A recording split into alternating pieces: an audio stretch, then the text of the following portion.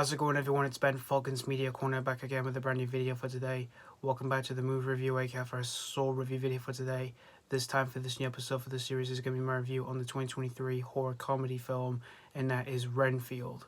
Now, this is directed by Chris McKay, who you may know him as the director of the Lego Batman movie and the Tomorrow War. And this film tells the story of a man named Renfield, played by Nicolas, who he's the henchman and inmate of Count Dracula, who's played by Nicolas Cage, and he's been working for him for decades at this lunatic asylum. And basically, for Renfield, all he wants to do is that he wants a life away from the Count, from his various demands and all that, and all the bloodshed that came along with them. So that's pretty much the story of Renfield. Now, I was really looking forward to this movie after I first saw the trailer for this film, and once after I first saw it, there was quite a few reasons why I was looking forward to this film.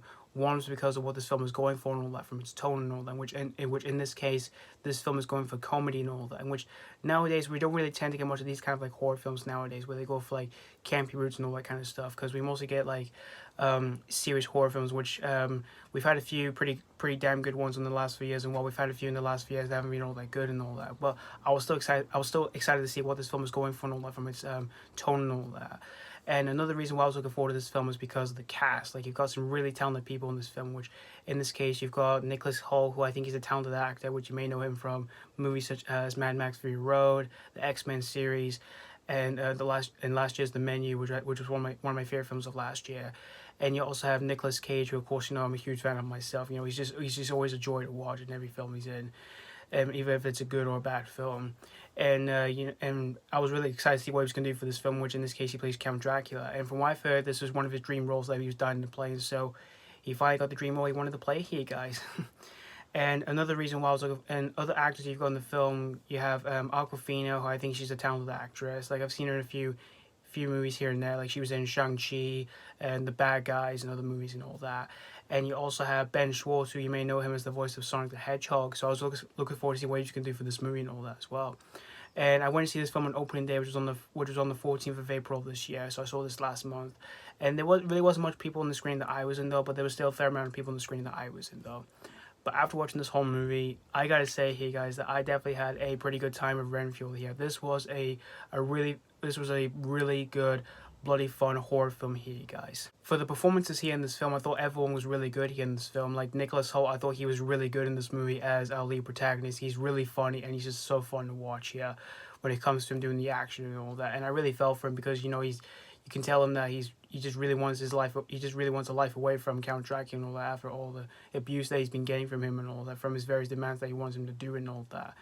And you also have, like I said, you also have Awkwafina, which I thought she was really good. I thought she was pretty good in the film as this cop character, in which she's actually a angry traffic cop character, and I thought she was pretty good in the film. And the chemistry between her and Nicolas, I thought was pretty solid here in this film.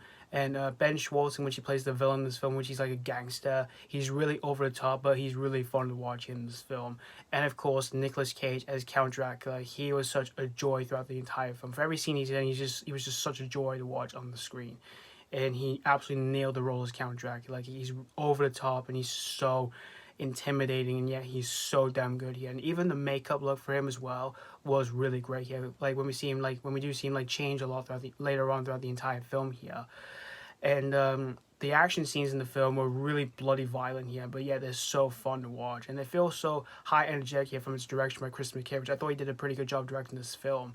And most of the action scenes kind of mostly felt like I was watching like something out of a comic book or a video game or even anime. Like, there are times where a few of the bad guys get any parts of the body ripped off or anything like that, which was really fun to watch here.